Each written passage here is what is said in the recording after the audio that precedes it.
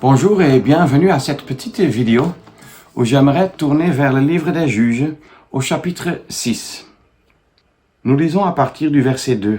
« Et la main de Madian fut forte sur Israël.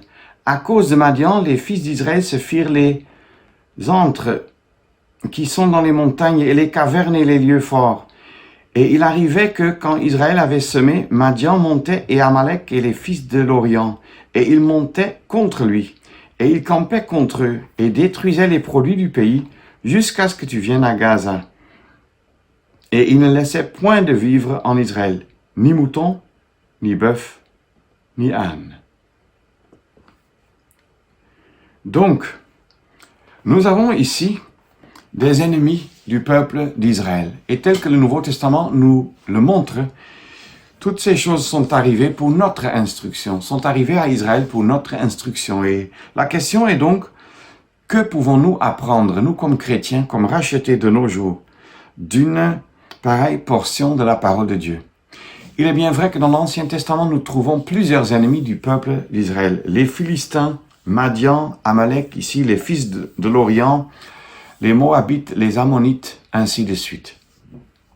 Je ne veux pas entrer dans tous les détails pour montrer les caractéristiques différentes des divers peuples, mais je voudrais tirer notre attention vers le fait que nous aussi de nos jours, nous avons affaire à divers ennemis. Bien sûr, derrière tous ces ennemis, tous ces opposants, se cache finalement toujours l'ennemi de Dieu, le diable, qui voudrait causer, coûte que coûte, des dégâts, une chute, une perte et de la pauvreté.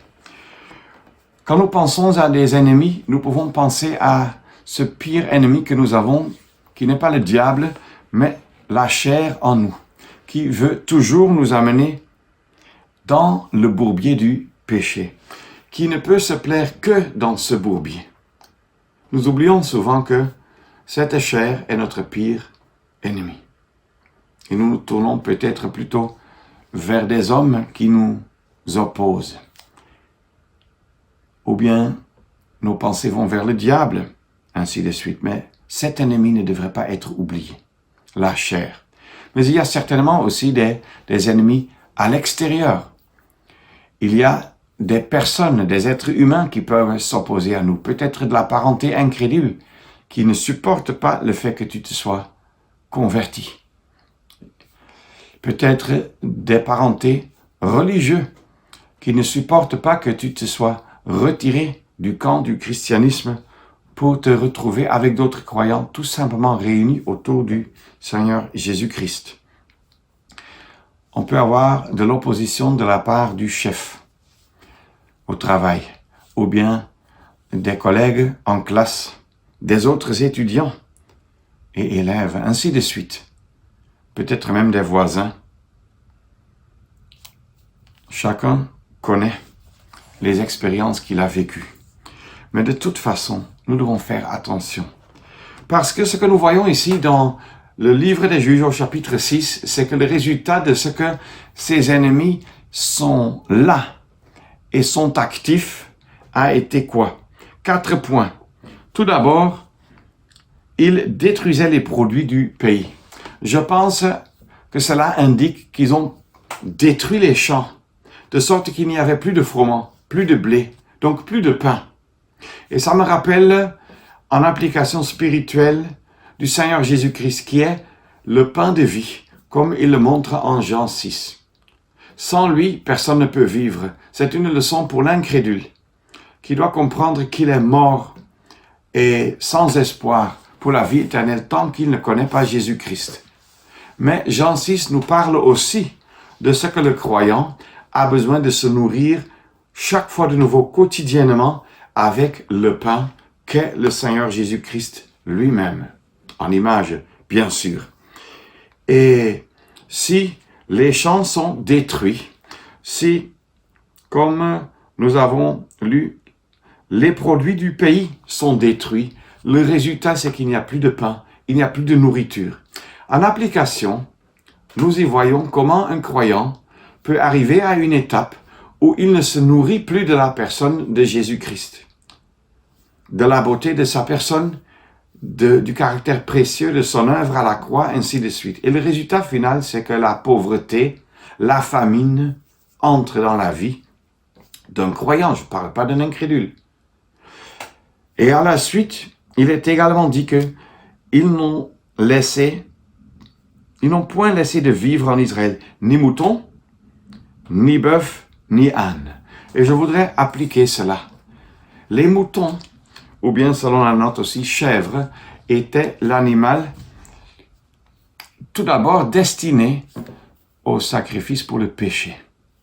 Et de deux aussi, nous nous rappelons, Exode 12, c'était les agneaux étaient destinés pour devenir l'agneau pascal.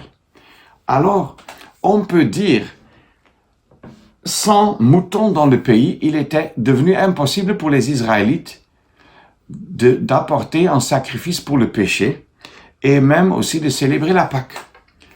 Or, le sacrifice pour le péché nous rappelle le fait que Christ est mort pour nos péchés, pour que nos péchés soient pardonnés, pour que nous soyons lavés de nos péchés, pour que notre culpabilité soit enlevée et pour que nous soyons, comme en Exode 12, délivrés du pouvoir de l'ennemi, comme Israël était délivré du pouvoir du Pharaon.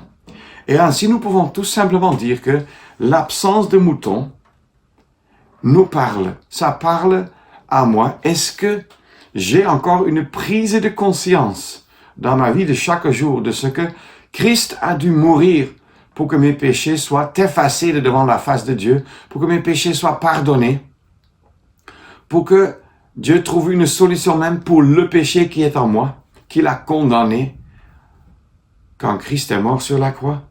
Est-ce que je comprends aussi que Christ a dû mourir pour me délivrer du pouvoir de l'ennemi? Que Christ a brisé le pouvoir de l'ennemi et le pouvoir de la mort, la puissance de la mort et la puissance et le règne du péché? Est-ce que je comprends cela? Si les moutons sont absents, on n'a plus de compréhension de cela. Quel danger pour le chrétien si les moutons, bien sûr en langage poétique, si les moutons sont absents de nos vies. Mais ensuite, ce qui est absent, c'est les bœufs. Or, un bœuf était l'animal par excellence pour l'Holocauste. L'Holocauste ne parle pas de l'œuvre que Christ a accomplie pour nos péchés, mais l'Holocauste nous parle de l'œuvre que Christ a accomplie pour glorifier son Dieu et Père jusqu'à la mort de la croix. Dans ses souffrances et dans sa mort, il a glorifié Dieu. Il a même restitué à Dieu plus que ce que nous avions volé, ce que nous avions ravi. Et il a été une odeur agréable à Dieu, telle que l'Holocauste en Lévitique 1. Mais si je permets des ennemis à envahir ma vie, ce qui manquera désormais, c'est l'Holocauste, une image de l'adoration, de la louange et de l'adoration à la gloire de Dieu le Père, quand je lui présente les perfections et les gloires de la personne et de l'œuvre de son Fils. Et quand je lui dis combien j'admire ce que Christ a fait pour la gloire, pour cette bonne odeur agréable à Dieu.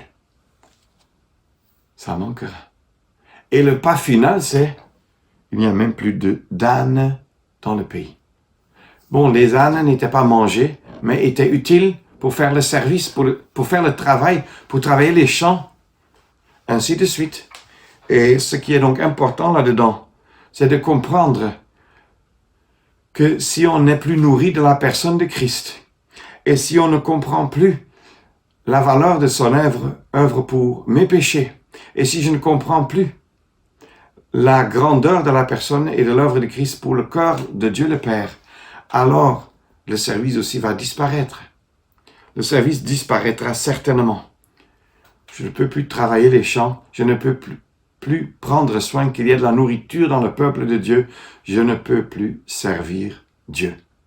Quel état bien triste. Bien, chez les Israélites, c'était Madian, Amalek et les fils de l'Orient. Et chez nous, c'est quels ennemis qui peuvent prendre soin de cela? c'est d'abord la paresse, la négligence de la lecture et la méditation de la parole de Dieu. La paresse quant à la prière, la supplication et l'action de grâce. C'est ensuite aussi d'autres points. Par exemple, le fait que je me mêle, je me lie avec des gens du monde, je cherche la mauvaise compagnie. Je commence à négliger les réunions d'assemblée, mais je suis à tout moment présent dans les bavardages au quartier, avec des hommes ou des femmes incrédules, ou bien avec ceux qui s'appellent chrétiens, mais sans vivre à la gloire de Dieu. Alors, ce qui arrivera dans ma vie, c'est comme en Israël, verset 6, Israël fut très appauvri. Si je néglige d'entretenir ma vie spirituelle de jour en jour avec le Seigneur, en ouvrant la parole de Dieu, en la lisant, en la méditant, en cherchant Christ là-dedans, et en cherchant à me mettre à genoux ensuite pour l'adorer, pour le glorifier, alors le résultat final sera que je serai très pauvre. Puisse le Seigneur donc donner la grâce que je m'occupe des ennemis dans ma vie pour les chasser. Comment je les chasse? Je ne suis pas plus fort que le diable. C'est tant davantage m'occupant désormais et de nouveau du Seigneur Jésus-Christ. Ça peut même être des choses qui ne sont même pas des péchés en tant que tels. Ses ennemis. Un ennemi peut être le désir que je sois un peu physiquement en forme. Je commence à faire un peu de sport. Mais avec le temps, ça devient beaucoup de sport, beaucoup de temps, beaucoup d'énergie. Je rentre après le sport, je suis complètement foutu, épuisé. Je n'ai plus d'énergie pour lire la parole de Dieu et pour prier. Je suis même tellement cassé, j'ai du mal aux muscles. Je renonce à assister à la réunion de prière, ainsi de suite. Et ça va de mal en pis. Et le résultat final, c'est que je serai très appauvri. Puisse le Seigneur nous donner la grâce de prendre soin que les richesses que nous avons reçues en Christ restent des réalités vécues, expérimentées, dont nous jouissons de jour en jour. Et qu'ainsi son nom soit glorifié en ce que lui, qui était très riche, qu'il a toujours été, et qui s'est rendu pauvre pour nous, afin que nous soyons riches, qu'il puisse voir en nous que nous jouissons de ces richesses et nous en sommes reconnaissants et nous lui rendons hommage pour tout ce qu'il nous a donné. Puisse cela être la réalité dans nos cœurs. Je le souhaite à chaque frère, chaque sœur, jeune et âgé, qui regarde cette vidéo. Et à bientôt.